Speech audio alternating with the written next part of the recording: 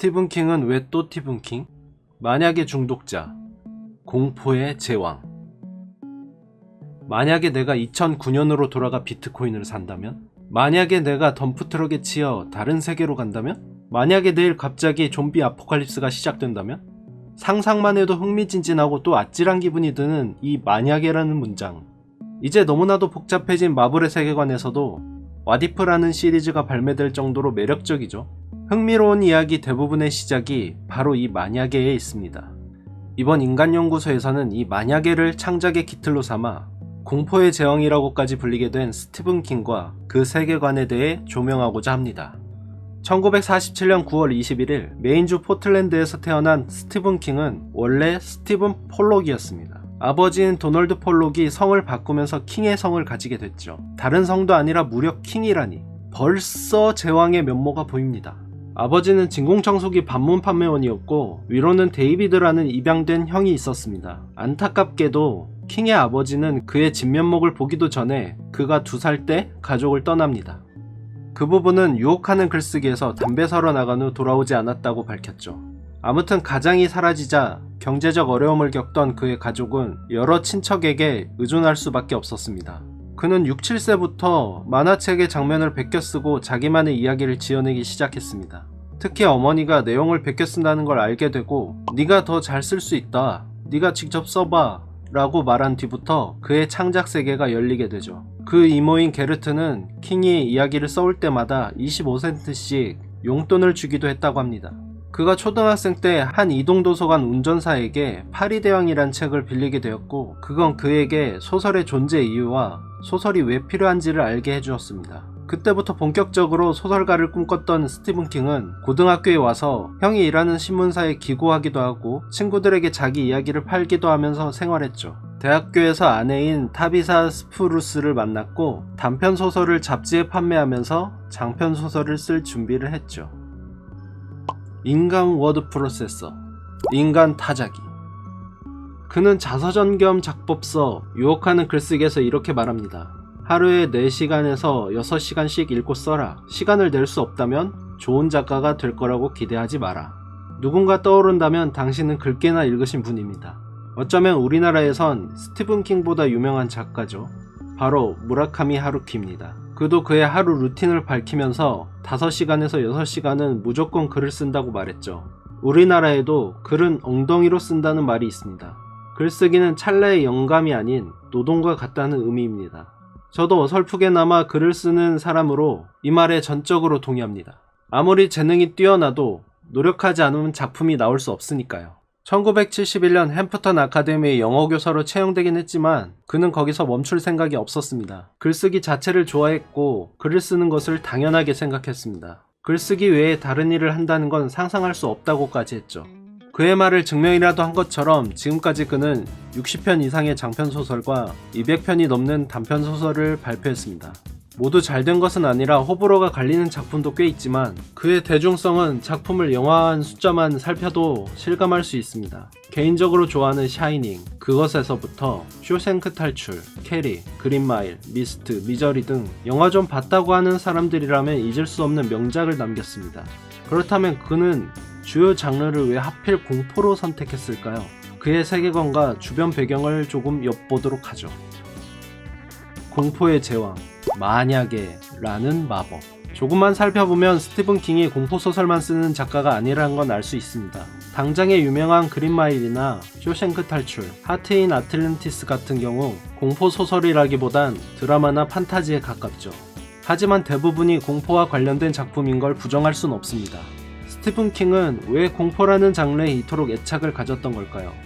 글쓰기 자체가 재밌고 자기가 할 수 있는 유일한 일이라는 그의 말에서 살피면 단순히 공포소설을 쓰는 게 더 재밌어서 라고 볼 수 있습니다. 하지만 어른들의 사정도 무시할 순 없겠죠. 그의 성장기에서 친척들의 도움도 받고 어머니도 나중에 요양간병인으로 일했지만 그리 넉넉하진 않았습니다. 그래서 단편소설을 친구들에게도 팔고 잡지사에도 매번 기고했죠. 그러다 1974년 캐리라는 장편소설이 여러 신문사에 오르내릴 정도로 히트하게 됩니다. 이 소설 전까지 그는 기간제 영어교사로 일하며 정말 빠듯하게 아내와 2 아이를 부양해야 했죠. 당시 기간제 교사의 연봉이 6에서 7천 달러 정도였다고 합니다. 그런데 캐리의 판권이 40만 달러에 팔리면서 그는 단번에 30년치 교사 연봉을 받게 됩니다. 정확히 따지면 판권 계약의 50%를 스티븐 킹이 받기로 했으니 20만 달러의 소득인 거죠. 그러면 기간제 교사 연봉의 30년치가 됩니다. 거액을 받게 된 스티븐 킹의 생각은 어땠을까요? 일단 소설가의 길이 자기 길이라는 확신이 들었을 것이고 공포 장르에 대한 희망이 생겼을 것으로 보입니다. 물론 출판사 입장에서도 스티븐 킹의 공포 소설이 잘 되었으니 다음 작품도 공포 장르이길 바랐겠죠. 여기서 만약 스티븐 킹이 다른 장르를 더 좋아했다면 출판사나 독자들과 충돌이 생겼을지도 모릅니다. 그러나 평소 그가 즐기는 장르도 공포였으니 금상첨화. 그는 연달아 살렘스 롯, 샤이닝, 스탠드 등의 소설을 쓰며 공포소설 작가로서 입지를 다집니다. 이런 장르적 애착은 1981년 플레이보이 잡지에 기고한 칼럼에서도 드러납니다. 우리가 왜 공포 영화를 갈망하는가? 라는 제목으로 쓴 칼럼의 첫 문장에서 난 우리 모두 정신병이 있다고 생각한다. 우리 중 정신병원 바깥의 사람들은 그것을 더 잘 숨길 따름이다. 라며 공포 영화는 잠재된 관계를 해소한다는 의미를 전했습니다. 이 이전 1979년에는 월드 판타지 컨벤션에서 공포소설을 읽는 사람들은 광기로 인해 마음이 삐뚤어지는 간접 체험을 한다고 답하기도 했죠. 결국 우리는 모두 미지의 것에 대해 상상하는 갈망이 있다는 말입니다. 종합하자면 그는 좋아하는 장르를 주로 하다보니 성공했고 그것에 개인적인 철학을 녹여내기 시작해 이제는 공포의 제형이라고까지 불리게 된 겁니다. 그런 상상력의 기반에는 만약에라는 마법의 단어가 있습니다. 앞서 말한 캐리의 경우 만약 왕따 당하는 여고생에게 초능력이 있다면 으로 시작된 이야기고 샤이닝의 경우에도 만약 귀신 들린 호텔의 관리인이 미친다면 에서 시작된 이야기입니다. 그냥 이렇게만 표현하면 에이 무슨 그 정도 가지고? 라며 의문을 표하시는 분도 계실 겁니다. 분명 스티븐 킹의 작품 그 시작은 간단한 아이디어로 시작하니까요. 스티븐 킹은 많은 아이디어를 주변, 경험에서 얻었습니다. 대표적으로 캐리에서 주인공의 모티브가 된 여성이 그가 고등학교 시절 따돌림 당했던 두 여고생이었죠. 그는 그런 경험을 바탕으로 만약에라는 단어를 섞어 살을 붙입니다. 우리는 보통 이야기를 만든 시작점에서 끝나는 만약에를 처음부터 끝까지 상황마다 비틀어가며 이어가는 거죠. 왕따 당하는 여고생이 초능력이 있다면 에서 끝나는 게 아니라 학교 공용 샤워실에 칸막이가 없고 탐폰 자판기가 없다면 집에서 하소연했는데 어머니가 오히려 당사자를 나무란다면 같이 끊임없는 질문을 이어가며 이야기를 구성합니다. 하나씩 끊어서 생각해보면 대단하기보단 누구나 할 만한 수준이라고 생각이 들 수 있습니다. 하지만 그걸 이어붙이며 만드는 방법이 대중에게 통했고 그런 방식이 꽤 맛있었다는 거죠. 그리고 그 이어붙임은 한 작품에서 끝나지 않았습니다. 또 스티븐 킹? 멀티버스?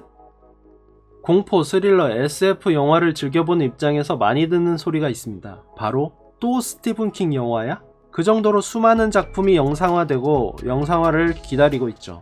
최근 나온 드라마 그것, 웰컴 투 대리도 마찬가지입니다. 스티븐 킹의 대표작인 그것의 세계관을 가져와 드라마로 만들었고 특히나 이 드라마에선 스티븐 킹의 다른 작품과 여러 연결점이 보이는데요. 샤이닝과 이어지는 초능력자 딕 할로렌의 등장과 헨크 그로건이 누명을 쓰고 쇼생크 교도소로 이송되면서 쇼생크 탈출을 연상하게 하죠. 그런 연결점들은 킹의 작품 곳곳에 있습니다. 일단 대부분 소설의 지역 배경이 메인주라는 것. 이건 그의 고향이 메인주이니 그럴 수 있다고 하지만 다른 작품에서 타 작품의 인물이나 지명이 언급되기도 하고 아예 상황적인 부분이 교차되기도 합니다. 나무처럼 뻗어나가는 그의 작품 세계관에서 그 뿌리는 다크타워라고 볼 수 있죠. 다크타워의 설정을 간단히 얘기하자면 수많은 멀티버스가 있는데 올월드라는 차원에서 다른 모든 멀티버스에 관여가 가능하다. 이를 이용하려는 크림슨 킹을 막아야 한다는 내용입니다. 다크타워에서 파생된 멀티버스가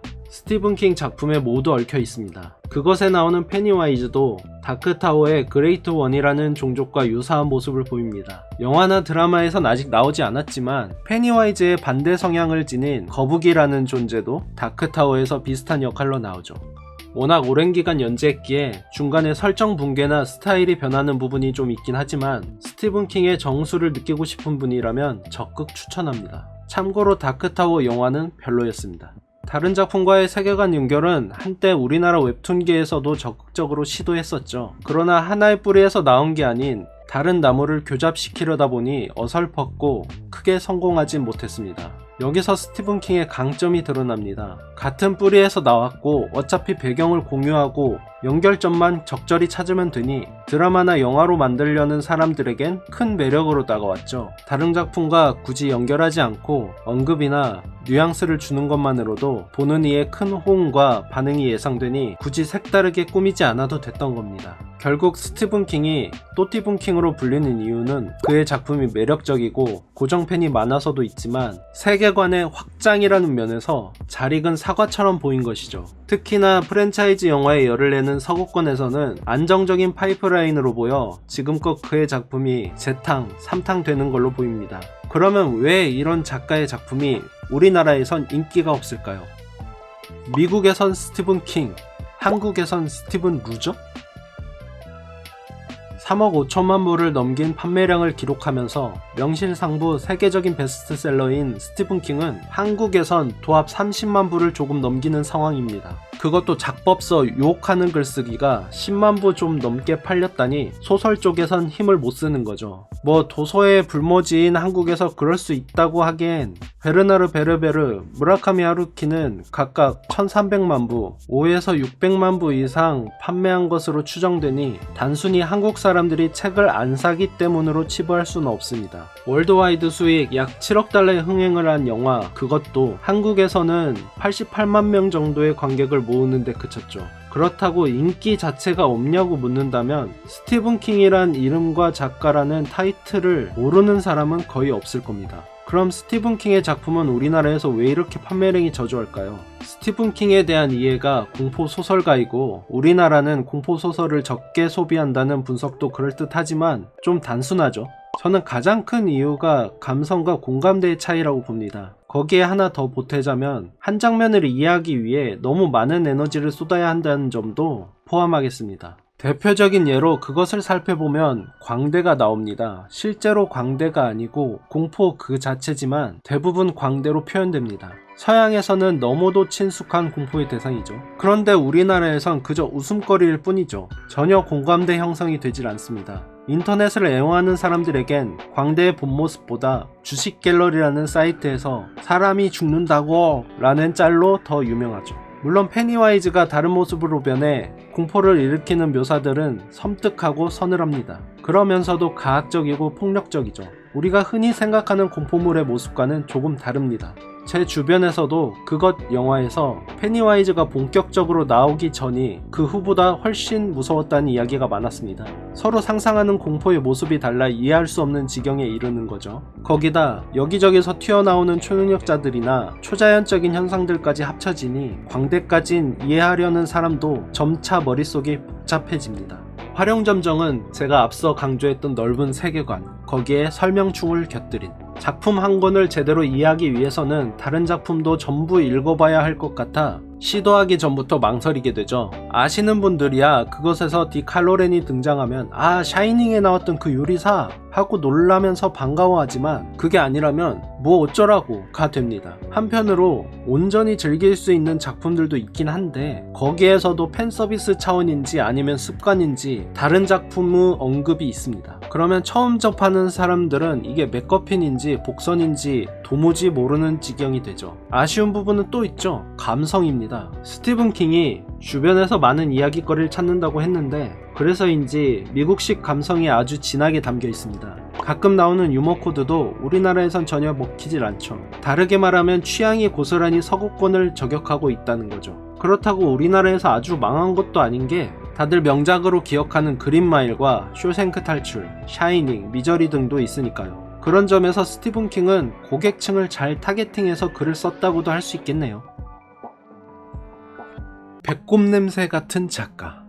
그럼에도 스티븐 킹은 우리나라에서도 대단한 작가임은 틀림없습니다. 누구나 한번 맛을 들이면 빠져나올 수 없는 배꼽 냄새 같은 작가이기 때문이죠. 어린아이가 갑자기 끔찍한 사고를 당하고 불편한 상황들을 여과없이 보여주며 독자들에게 불쾌한 경험과 상상을 겪게 합니다. 하지만 그런 상황을 해결하는 과정에서 인간만이 가진 무언가를 계속 강조하며 트라우마를 원동력으로 삼기도 하고 아무것도 아니었던 사람이 중요한 역할이 되면서 휴머니즘을 자극하기도 하죠. 그런 스티븐 킹의 작품에 빠져들게 되면 그 다채로운 맛에 중독되어 계속 기다리게 되고 소비하게 되는 겁니다. 비록 우리나라에서 그의 작품을 구매해보는 사람이 적더라도 그의 이야기가 영상화된 유튜브 같은 곳에서 끊임없는 소비가 일어납니다. 이번엔 스티븐 킹이 어떤 기발한 상상을 펼쳤을까 하고요. 저는 이미 배꼽 냄새에 중독된 사람으로서 궁금합니다. 여러분은 스티븐 킹에 대해 어떻게 생각하시나요? 감사합니다.